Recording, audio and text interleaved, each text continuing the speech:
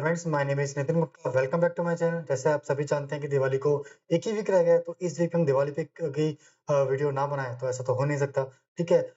मैं बेसिकली दिवाली जो पिक की वीडियो आपके साथ लेकर आऊँगा वो 2-3 वीडियो में ही आएगी, क्योंकि मैं एक स्टॉक पिक नहीं करता दिवाली पिक पे, लगभग मतलब कुछ मल्टीपल स्टॉक पिक करता हूँ, जिससे उसका मेरा सिंपल सा रीज़न यही है कि भई मुझे नहीं पता कि कौन-सा स्टॉक पहले जाएगा, कौन-सा स्टॉक कैसे और कब टारगेट हिट करेगा। तो मैं क्या करता हूँ, एक बुके के रूप में स्टॉक को ले लेता हूँ दिवाली के लिए, जिससे जब अगली दिवाली आती है तो मैं उनमें से सारे स्टॉक को देख सारे स्टॉक का जो कैपिटल मिला के देखता हूँ, उस कैपिटल पे कितना मुझे एप्रिसिएशन मिला, उसको देख लेता हूँ और फिर उसके बाद उसकी क्या कहते हैं, अपना प्रॉफिट दिवाली वाले दिन बुक कर लेता हूँ और फिर नेक्स्ट पोज़ीशन बना लेता हूँ, ठीक है? क्योंकि किसी स्टॉक में 100% मान लो मिल गया, किसी में 50% मिल गया, कोई चला नहीं, कोई मतलब फ्लैट है, कोई माइनस में है, तो ऑल ओवर मतलब मेरा मानना ये होता है कि ऑल ओवर जो जो आपका उतना कैपिटल मैंने दिवाली वाले दिन डिप्लॉय किया, उसमें मुझे प्रॉफिट नज़र आना चाहिए। अगर वो प्रॉफिट 20% 30 मतलब मोर देन 30% मिलता है, तो वो इनफ होता है मेरे लिए, ठीक है? तो चलिए चलते हैं सीधा आज के पिक पर। हाँ, बट इससे पहले क्या कहते हैं, मेरी किसी तरह की कोई बाइंग और सेलिंग की रिकमेंडेशन नहीं है।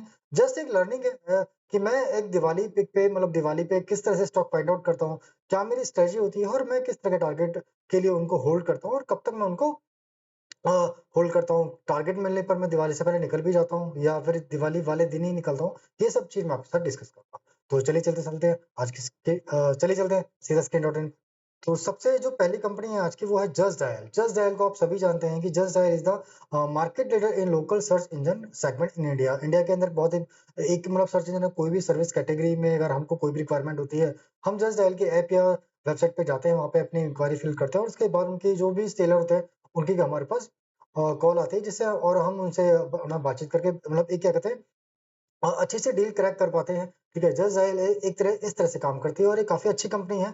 12,000 से ज़्यादा एम्प्लॉयी हैं। सारी डिटेल आप पढ़ोगे तो यहाँ पे आपको सारी डिटेल मिल जाएगी। मैं सारी डिटेल नहीं पढ़ूँगा क्योंकि ऑलरेडी वीडियो बड़ा हो जाएगा, क्योंकि हमें 2 स्टॉक डिस्कस करने हैं आज, ठीक है? और एक चीज़ और, जो इसके प्रमोटर हैं वो 2021 में इसको रिलायंस ने इसको परचेज़ कर लिया था, लगभग 50 आई थिंक 5200 समथिंग के। उसके बाद भी मार्केट कैपिटल वहाँ से डबल हो चुकी है। तो मुझे इससे एक कंपनी में ग्रोथ नज़र आती है, तो मोटा-मोटा एक बार फाइनेंशियल चेक कर लेते हैं, तो मार्केट कैप इसका 9678 है, स्टॉक पे 31 का है और आरओसी 4.81 है। लास्ट 12 मंथ का जो प्रॉफिट है 421 है, प्रमोटर होल्डिंग 74.2% है, इंडस्ट्री भी 31.6 है, 1138 का इनका करंट प्राइस है, बुक वैल्यू 508 है, तो बुक वैल्यू से ज़्यादा ऊपर नहीं है। आरओई 3.63 है, प्लेजिंग 13.9 है, हाई प्राइस ऑल टाइम 1895 का है, लो 52 वीक का 696 का बनाया था और हाई 1395 का बनाया था। डिविडेंड कंपनी पे नहीं करती है, फेस वैल्यू 10 का है, डेट टू इक्विटी बिल्कुल ना के बराबर है। तो आप इसमें कहोगे यार इसका आरओसी आरओई अच्छा नहीं है। एक्चुअली में लास्ट कुछ क्वार्टर अच्छे नहीं थे, इसलिए आरओसी आरओई आपको ऐसा नज़र आ रहा है। जो प्लेजिंग है वो ज़रूरी नहीं कि प्रमोटर है जो इसका रिलायंस है उन्होंने प्लेज किया होगा। कंपनी में मतलब अगर कोई भी जो 100% होते हैं उसमें अगर कोई भी स्टॉक प्लेज किया जाता है तो वो क्या कहते हैं यहाँ पे दिखाता ही है वो, ठीक है? ये मुझे जो मुझे लगता है, ठीक है? अब इसके क्या कहते हैं नीचे एक बार क्वार्टर रिजल्ट देख लेते हैं, तो सितंबर के रिजल्ट ऑलरेडी आ चुके हैं। 261 से लेकर 285 का इनकी सेल बढ़कर आई है। जो 92 जो नेट प्रॉफिट है वो 72 करोड़ से बढ़कर 154 हो गया और बिफोर टैक्स भी 92 से बढ़कर 182 होगा। तो जो सेल्स है उसमें क्या कहते हैं आई थिंक 10% की ग्रोथ है, बट जो नेट प्रॉफिट है वो लगभग डबल होगा। उसका सिंपल सा रीज़न तो 2 नज़र आते हैं मुझे, वो मार्जिन का है, क्योंकि यहाँ पे 19% मार्जिन था, अब जाकर 29% मार्जिन मिले हमें, 10% मार्जिन हमारा इंक्रीज़ हुआ और अदर इनकम भी हमारी यहाँ पे डबल ही से ही ज़्यादा हमें नज़र आती है। वो एक बार देख लें कि नॉर्मल है या एक्सपेंशन है। तो यहाँ पे 52 एक्चुअली में नॉर्मल इनकम है सारी की सारी। कोई भी इनकम इनफैक्ट लास्ट क्वार्टर में 52 जो थी एक्सपेंशन आइटम से थी और 6 ही करोड़ 6 सीआर मतलब नॉर्मल थी। अब सारी की सारी नॉर्मल है, तो ये एक अच्छी बात है। तो एक स्ट्रॉन्ग प्रेजेंस इन्होंने दिखाई। और अगर आप क्वार्टर अब ईयरली रिजल्ट की बात करें, 2013 से वहाँ पर डेटा है, उसके साथ देखोगे तो 363 से 1043, तो 3 टाइम्स की सेल नज़र आती है हमें 11 ईयर्स में, और 98 से बढ़कर जो प्रॉफिट है वो 466 का हो गया, यानी नेट प्रॉफिट में 5 गुना के आसपास की हमें क्या कहते हैं ग्रोथ नज़र आती है नेटवर्क, जो कि एक अच्छी बात है। अगर आप देखोगे तो हाईएस्ट ही सेल्स है और हाईएस्ट ही नेट प्रॉफिट यहाँ पे इन्होंने बुक किया, ठीक है? और बैलेंस शीट की बात करें तो बैलेंस शीट में 85 करोड़ इनका इक्विटी कैपिटल रिजर्व इनके पास 4233 का है, बोरिंग ना के बराबर है जैसा हमें नजर आता है। फिक्स एसेट 144 के हैं, सर्विस कंपनी है तो ज्यादा फिक्स एसेट नजर नहीं आएंगे। हाँ, इन्वेस्टमेंट इन्होंने जरूर किया है 4789 का, तो अच्छा खासा इन्वेस्टमेंट भी है, ठीक है? अब अगर आप बात करो प्रमोटर की, तो प्रमोटर के पास 74.5 है, जिसमें से आप देखोगे रिलायंस के पास 63.84% की हिस्सेदारी। बाकी शायद ये भी मतलब प्रमोटर या कुछ मतलब जो इन्वेस्टर होते हैं बड़े वाले, जो मतलब होते हैं ना कि स्टार्टिंग में फाउंडर के साथ साथ अपनी इक्विटी सेल करते हैं, वो हो सकते हैं ये, ठीक है। 74% पूरी की पूरी रिलायंस के पास नहीं है। FII के पास 7.82 है, अगर 7.82 है, और DI के पास 8.37 है। पब्लिक के पास बहुत 9.65 है, बिल्कुल ना के बराबर नजर आती है। 2021 के बाद जब इसको रिलायंस ने एक्वायर किया था, उसके बाद देखो लगातार FI और DI ने लगातार होल्डिंग बढ़ाई है, और पब्लिक के पास लगातार होल्डिंग कम हुई है। तो ये एक अच्छा साइन होता है कंपनी को ऊपर जाने का। अब इसमें एक चीज अगर मैं आपको बताऊं तो आपको कहोगे इसमें भी बहुत ज्यादा ग्रोथ नजर नहीं आती, क्योंकि ऑलरेडी 52 वीक हाई पर है। तो मैंने इसको सिलेक्ट क्यों किया, अगर आप इसका टेक्निकल चार्ट देखोगे तो ये इसका हाई है। इन्होंने हाई बनाया था 14 में, 40 जो वाला हाई बताया 189 का, ये बनाया था 14 में। तो 14 में अगर फाइनेंशियल आप चेक करोगे तो 14 में फाइनेंशियल 461 से केवल 461 करोड़ थे, जो कि सेल बढ़कर 1043 हो गई है, 2.5 टाइम्स। और जो नेट प्रॉफिट था 121 से बढ़कर 363 हो गया, 3 टाइम्स के आसपास नेट प्रॉफिट हो गया। तो अब आप ये देखोगे मुझे ये हाई को टच नहीं करेगा, बिल्कुल हाई को टच तो करना चाहिए। तो अगर हम करंट प्राइस से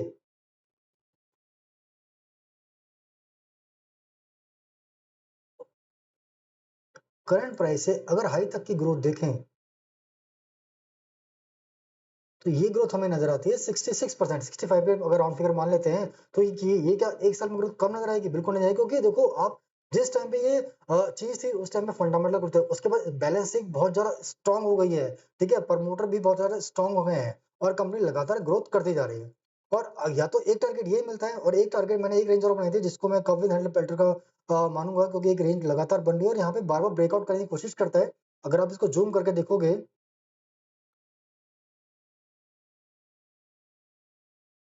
अच्छे खासे वॉल्यूम के साथ, देखो यहाँ पर भी ने ट्राई किया, यहाँ पर भी ट्राई किया, ठीक है, बट कंफर्म नहीं होता है, क्योंकि कंफर्म के लिए मैं एक ब्रेकआउट के ऊपर एक क्लोजिंग चाहिए रेड ग्रीन कैंडल के साथ। कंफर्म नहीं होता, लगातार इसी पे रेंज कर रहा है, तो पूरा पूरा चांसेस है कि जैसे ही इसको ब्रेकआउट करेगा ये जो टारगेट मिलने में हमें ज्यादा दिक्कत नहीं आएगी। तो अगर हम इस एक टारगेट हमारा ये निकल कर आता है, एक टारगेट हमारा और निकल कर आता है, अगर हम इसको कवरेज हैंडल का टारगेट माने, तो एक टारगेट ये निकल कर आता है। तो इसमें जो टारगेट निकल कर आएगा वो क्या निकल कर आएगा, वो भी चेक कर लेते हैं एक बार।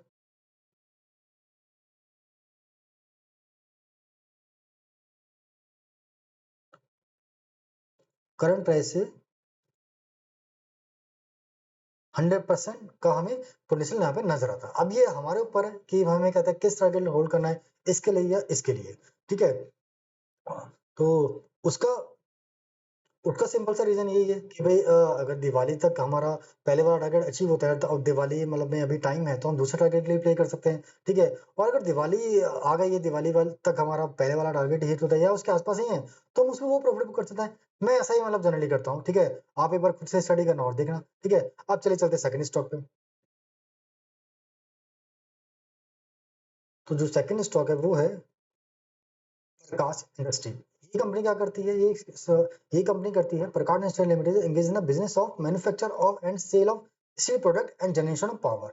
तो पावर और स्टील प्रोडक्ट दोनों ही ये क्या कहते हैं काम करते हैं। रिसेंटली इनके कुछ फंडामेंटल चेंजेस हुए थे, आप जब पढ़ोगे यहाँ पे तो पता भी चलेगा आपको। आ, ये पावर के बिजनेस में भी है, और पावर में इनको एक कॉल माइन भी अलाउड हुआ था, जिसमें मतलब जो क्या कहते हैं गवर्नमेंट की तरफ से एक जो बिड लगानी होता है, इसमें इनको मिला था छत्तीसगढ़ के अंदर इनको एक कॉल माइन मिल चुकी है, जो कि 1 अगस्त सितंबर तक मतलब जो 2024 का जो वाला क्वार्टर चल रहा है, इसमें इनका इन्होंने बताया था कि ये मानसून के बाद हो सकता है ऑपरेशन हो जाए। बट एक्चुअली में अगर आप देखोगे तो अभी तक वो ऑपरेशन नहीं हुए, बट उसके जो अप्रूवल्स होते हैं वो अप्रूवल्स इनको साइड पर लगातार मिलते जा रहे हैं, तो बहुत जल्दी ये स्टार्ट हो जाएगी। आप यहाँ पे सारी चीज हाँ, देख सकते हो। तो एक अच्छी बात है कि उसके बाद क्या कहते हैं, ये इनका जो यहाँ से भी रेवेन्यू इनका आना शुरू हो जाएगा। और एक एक अच्छी बात और मुझे नजर आई थी, जो कि प्लेजिंग थी। Promoter have placed 13% of share as of March 24 compared to 74% of share as of सितंबर 2022। तो जो प्रमोटर के पास ऑलमोस्ट अपने जो उसके शेयर उसमें 74% उन्होंने परहेज किया हुआ था 22 से लेकर मतलब फरवरी हम कह सकते हैं 24 तक। मगर 24 मार्च 24 में उन्होंने सारी की सारी प्लानिंग को वापस से अनप्लेज कर दिया, और भी केवल 30% ही नजर आती है, तो जो कि एक पॉजिटिव पॉइंट हमें नजर आता है, ठीक है। अब इसके फाइनेंशियल की बात कर लेते हैं। मार्केट कैपिटल का 28,2807 का है, स्टॉक पे 8.03 का है, आरओसी 10.06 की है, लास्ट 12 मंथ का जो प्रॉफिट है 348 का है, प्रमोटर होल्डिंग 44.3% है, इंडस्ट्री भी 26.6 है, इंडस्ट्री भी से काफी डाउन है, बुक करंट प्राइस 157 का, बुक वैल्यू 169 की, तो बुक वैल्यू से भी कंपनी सस्ती चल रही है। ठीक है, हाई प्राइस ऑल टाइम 310 का है। ठीक है, और जो 52 लो बनाया था 128 का था, हाई 237 का, डिविडेंड कंपनी थोड़ा बहुत पे करती है, फेस वैल्यू 10 का, डेट टू इक्विटी 0.12 जो कि ना के बराबर ही है। अब अगर लास्ट क्वार्टर रिजल्ट देखें तो इन्होंने अभी शायद सितंबर के रिजल्ट अनाउंस नहीं किया, बट जून के हमारे सामने नजर आते हैं 1013 से 1167 का इनका कहते हैं सेल्स हो गई है, और 89 से बढ़कर जो नेट प्रॉफिट है, मतलब नेट प्रॉफिट फ्लैट ही नजर आता है, मगर कंपनी लगातार ग्रो कर रही है। ठीक है, अब इसको सिलेक्ट करने का रीजन एक बार इसकी बैलेंस शीट भी अगर हम ईयरली देखें तो ईयरली इनकी जो सेल्स है, यानी अगर आप देखोगे तो 2510 से लेकर 3678, मतलब 2150 से बढ़कर 3678 के, तो सेल्स में बहुत ज्यादा ग्रोथ की नजर नहीं है, पर लगातार ग्रोथ नजर आती है। जो नेट प्रॉफिट है 165 से बढ़कर 348 का हो गया, तो नेट प्रॉफिट में अच्छी खासी ग्रोथ नजर आती है, क्योंकि ये लगातार जो ऑपरेटिंग प्रॉफिट मार्जिन है वो लगातार अच्छा खासा इंक्रीज हो रहा है। ठीक है, अब बैलेंस शीट की बात करें तो 17 कैपिटल है 179 का है, और रिजर्व इनके पास 2845 का है, 362 की इनकी क्या कहते हैं बोरिंग्स है। ठीक है, 2720 का फिक्स एसेट 495 का है।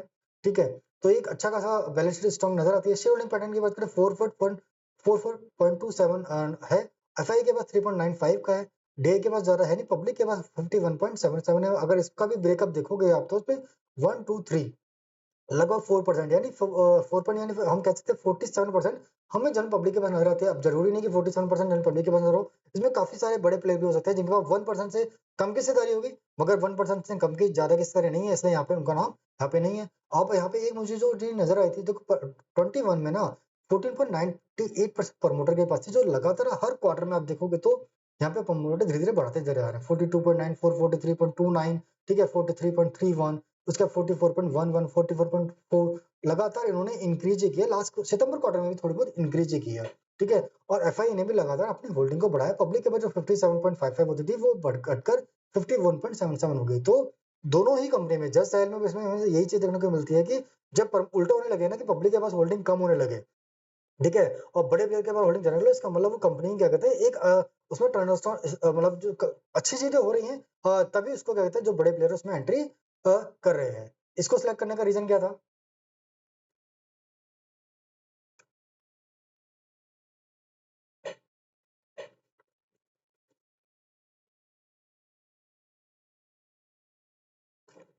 इसको सिलेक्ट करने का भी देखो सिंपल सा रीजन यही है, ये उन्होंने हाई बनाया था 18 में। सेम मैंने दोनों ही स्टॉक में सेम स्ट्रेटजी फॉलो करके ही मतलब इसको फाइंड आउट किया। 18 में 2935 की इनकी सेल थी, जो बढ़कर 3678 की हुई, और जो नेट प्रॉफिट है 38 से बढ़कर 346 का हुआ। नेट प्रॉफिट भले ही सेम है, बट क्या कहते हैं उस टाइम पे 20% का ऑपरेटिंग प्रॉफिट मार्जिन था, जो कि 30% का है। अगर नेट प्रॉफिट 20% ही होता ना, तो नेट प्रॉफिट यहाँ पे ज्यादा ही नजर आता है। ठीक है, और लगातार आप देखोगे तो इंप्रूव ही हो रहा है, 10 12 13, तो आने वाले क्वार्टर में ये इंप्रूव ही होगा। और जिस तरह से चीजें हमें नजर आती हैं और कॉर्माइन स्टार्ट होते हैं, उसका भी हमें यहाँ पे रेवेन्यू आना स्टार्ट हो जाएगा, जो कि मोस्ट प्रॉब्लम मुझे लगता है कि अगले 1 2 क्वार्टर में वो हो जाना चाहिए। ठीक है, तो उस टाइम पे जो इनका हाई था वो ये वाला इन्होंने हाई बनाया था। अगर आप हाई तक की देखोगे ग्रोथ, हाई तक के यहाँ पे ग्रोथ देखोगे तो 53% का हमें यहाँ पे गैप नजर आता है। एक अच्छा खासा गेन नजर आता है, और अगर यहाँ पे भी सेम ही पैटर्न बना हुआ है, अगर आप इस पैटर्न का देखोगे तो यहाँ पे नाइन, यहाँ पे जो करंट प्राइस से